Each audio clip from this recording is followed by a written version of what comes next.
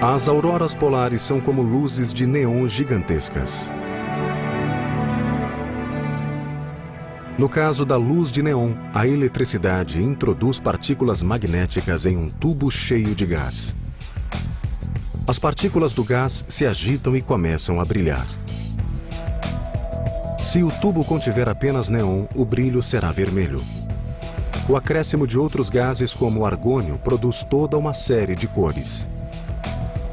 The neon sign is driven by the electric field inside the tube, whereas the aurora is actually driven by the magnetic field and energy from the sun.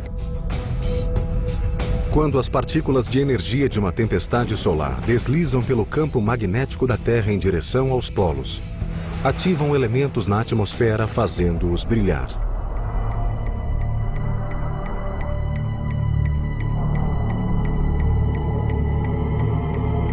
Moléculas de oxigênio emitem cores verdes ou vermelhas, e o nitrogênio produz tons rosa, azuis e violeta. Essas luzes geralmente ocorrem nos polos, mas tempestades solares muito fortes podem levá-las para mais perto do Equador. Em 1859, uma tempestade geomagnética causada por uma enorme explosão solar criou auroras até mesmo em Roma. A tempestade de 1859 foi um evento de rara intensidade, e alguns a consideraram a tempestade solar perfeita. The 1859 storm taught us a little something about what the sun can do. The storm was so intense and the alignment was so perfect that it simply overwhelmed Earth's natural defenses. Uma enorme explosão solar abalou a superfície do Sol. Menos de um dia depois, a 150 milhões de quilômetros de distância, os cabos de transmissão da Terra começaram a faiscar. Os negócios do mundo todo cessaram enquanto incêndios eram causados pelos cabos incandescentes. Ao mesmo tempo, auroras coloridas iluminaram os céus de cidades do mundo todo. A Terra acabara de ser visitada pela tempestade solar perfeita. The sun kicked up this just incredible solar flare and a massive amount of energy headed towards Earth. Além de ser uma das maiores já registradas, essa tempestade também foi uma das mais velozes. Partindo de uma mancha solar voltada diretamente para a Terra, alcançou nosso planeta em menos de 18 horas. Now it takes a really fast rocket ship years to get to the sun. This storm, this cloud of electrified particles, managed to get here in less than a day. That's incredibly fast. Felizmente, a tempestade solar perfeita ocorreu em 1859, quando a única tecnologia vulnerável ao evento era o telégrafo. Desde que o mundo tornou-se dependente da alta tecnologia, ainda não se deu outra tempestade solar perfeita. A pergunta é: pode acontecer de novo? What if we have another one like that? Can we have another perfect storm? Well, I'd say yes, we can. There's no doubt about that. The effects that would be on us today compared to 1859 could be devastating.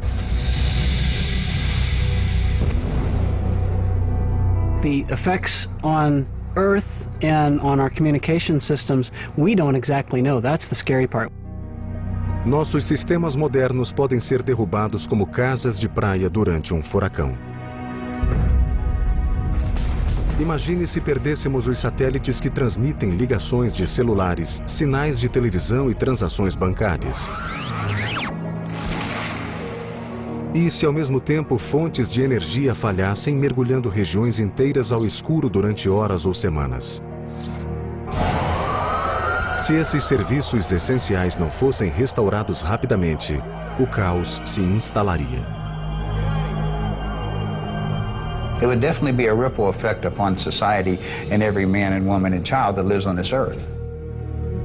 As tempestades solares são tão difíceis de prever como os furacões. A atual tecnologia não permite predizer com exatidão quando será a próxima. Mas os cientistas sabem que é provável que ocorra no auge do ciclo de 11 anos das manchas solares. What happens is the sun reverses the direction of its magnetic field every 11 years. So in 22 years, it reverses and comes back to where it was. A cada 11 anos, perto da inversão, o número de manchas solares aumenta e a atividade solar se intensifica. We call that period solar maximum. And those periods are interspersed about 5 years apart from periods we call solar minimum. So you have this 11-year back and forth between the sun being sometimes very ferocious and it goes crazy and it's like the 4th of July with fireworks all the time. And then it starts to ramp down and for a few years it gets quieter until we get to a low point where there's a firecracker now and then but not a lot going on. Assim como os furacões, os máximos solares variam de intensidade. Alguns produzem mais tempestades fortes do que outros. Atualmente estamos em um mínimo solar, mas os cientistas estão atentos para os danos que o próximo máximo solar pode causar. So the last solar maximum was in about 2001, and so the next one ought to be about 2012. But there are different predictions. The whole field of solar physicists is basically waiting with bated breath to see what actually happens. There are some wildly divergent opinions on what's going to happen. One group is suggesting that this next solar cycle could be the strongest in modern times. Se essas previsões se confirmarem, a Terra pode sofrer sérias consequências. We might have to worry about a repeat of the 1859 event. If that were to happen today, it would wreak untold damage. We're going to learn a whole lot about what can happen to modern technology when the sun blows its top. A violência do Sol se manifesta principalmente na coroa, a ardente atmosfera externa. A região é um dos grandes mistérios solares, porque mesmo estando a 800 mil quilômetros do centro gerador de calor, sua temperatura é de milhões de graus, o que contraria as leis da física. That's very strange. I have a thermometer here. If I hold the thermometer close to the fire, it reads a very high reading. Where the probe is right now, it's over 200 degrees. Now, if I pull the probe out a little farther from the fire, okay, it drops down to about 90 degrees. Now, the farther I get from the center, the cooler it gets. In the atmosphere, the corona of the sun, the temperature soars as hot as the core. That's as if I were to say, well, way off behind me there, the heat from the fire is as hot as the fire itself, even though it's very far from the fire.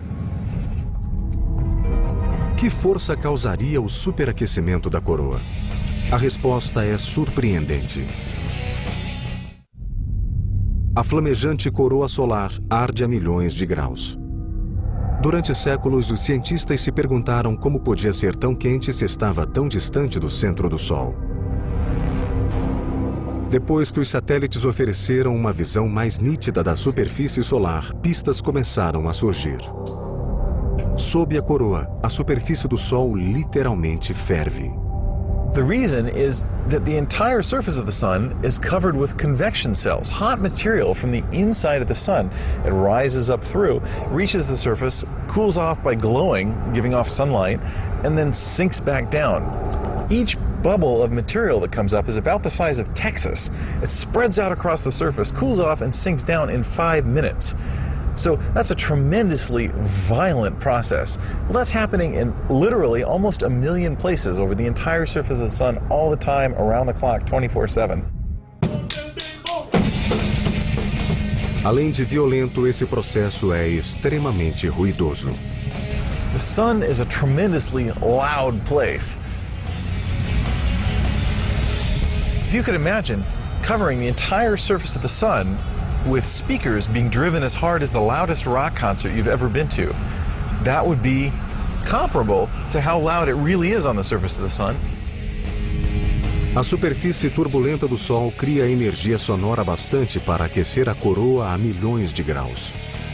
Segundo os cientistas, a combinação dessas ondas sonoras com a energia do campo magnético do Sol é responsável pelas temperaturas extremas da coroa. O único momento em que vemos a coroa a partir da Terra é no auge de um dos espetáculos mais deslumbrantes do sistema solar, o eclipse total.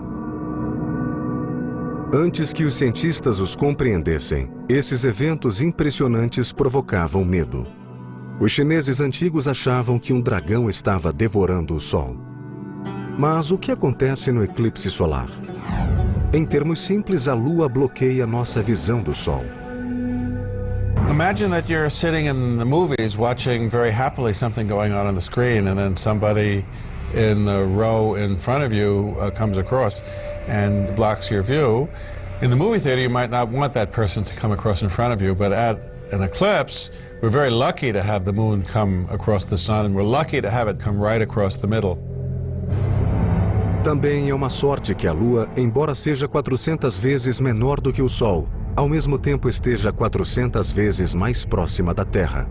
Graças a essa coincidência cósmica, os dois corpos parecem ter o mesmo tamanho no céu, o que permite que um bloqueie totalmente o outro. Esse magnífico evento cósmico ocorre apenas quando a trajetória da Lua cruza a linha entre a Terra e o Sol. A órbita da Lua tem uma ligeira inclinação de 5 graus. Se não tivesse, ocorreria um eclipse a cada mês. And then we'd be bored. But we're not bored because most months the moon goes above or below the place where the line goes from the Earth to the Sun. Então, no lugar de uma vez por mês, ocorre um eclipse total em algum lugar da Terra uma vez a cada 1 ano e meio. Quando desliza em frente ao Sol, a Lua projeta uma sombra sobre a Terra. A parte externa, onde a sombra é mais leve, chama-se penumbra. Na faixa formada pela penumbra, enquanto esta avança pela superfície da Terra, vemos apenas um eclipse parcial. Mas no caminho da sombra escura interna, chamada umbra, presenciamos o majestoso eclipse total.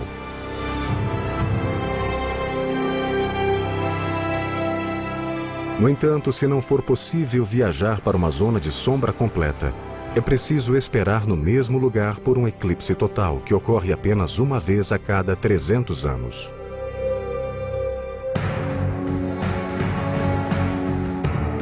O Sol, a estrela cintilante de nosso sistema, é capaz tanto de beleza deslumbrante como de violência feroz. Por mais difícil que seja acreditar, não existirá para sempre. Até o Sol dia morrerá. The sun has a fixed amount of fuel in its core. It is undergoing fusion at a rate that you can calculate. You say, here's the rate it's using its fuel. Here's how much fuel you have. So it's a simple calculation to show when the sun will die. And that's in about 5 billion years. Well, unfortunately, the sun will not go out with a bang. It is too small to erupt in a supernova. However, stars do a peculiar thing. They're one of the few things around that get hotter as they cool off. Ao esgotar seu estoque de hidrogênio, nossa estrela mais próxima vai resfriar e gradualmente submergir com a força da gravidade. A energia dessa queda voltará a aquecer o núcleo a centenas de milhões de graus, um calor suficiente para que comece a queimar hélio. Com o calor adicional do hélio, a estrela se expandirá, tornando-se um monstro chamado Gigante Vermelho. It gets so big, it will engulf the entire orbits of Mercury, Venus, and Earth. You don't want to be around for that. You want to be planet hopping your way to safety long before this happens. The Earth is likely to change its orbit slightly as the star expands, so that it won't be engulfed. Still, talk about global warming, you wouldn't want to be there. Finalmente, as camadas externas do Sol se tornarão tão instáveis que se dissolverão no espaço, deixando um pequeno núcleo do tamanho da Terra. So remember, we've shrunk most of the sun, which is 1 million miles across, to the size of the Earth, which is more like 6,000 miles across. A grandiosa estrela será reduzida a um carvão que lentamente se resfria. And life as we know it on Earth will cease to exist. And that is the death of the sun. São péssimas notícias para a humanidade. Mas pensemos no lado positivo.